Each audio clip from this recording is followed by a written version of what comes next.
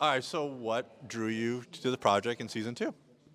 What drew me was I was already a fan of the show, so I didn't work on series one.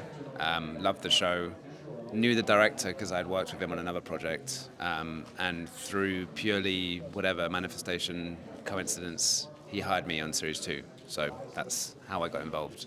What was the biggest challenge, though, for you this season? I think partly coming in halfway through or on series two of a show that was already very successful. It won the Emmy, the International Emmy for Best Show for series one.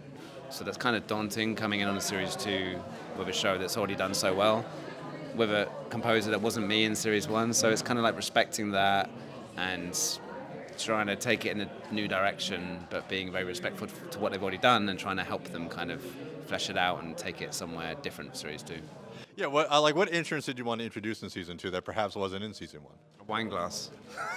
Although you might have used a wine glass for some drones in series one. I wanted to, I wanted to sample a wine glass. I mean, it's obvious, but it ended up, one of the first things I wrote ended up being this little kind of melodic phrase on a wine glass that I pitched and turned into an instrument, and it kind of was the basis of some of the main themes of series two. That's a good lesson for our composing students. So, what I do like this question: was there any scene this past season that was most challenging to get right? Took you a little while to find what you're looking for, but then you're most proud of them when you pulled it off. There's quite a few of these, but there's one big scene in episode 4 or 5. I need to remember. I think it's 5, and it's kind of like a bit of a Ennio Morricone kind of ode to sequence, bit of a Western vibe to it, and they were kind of like trying to find what our Drops of God version of that would be.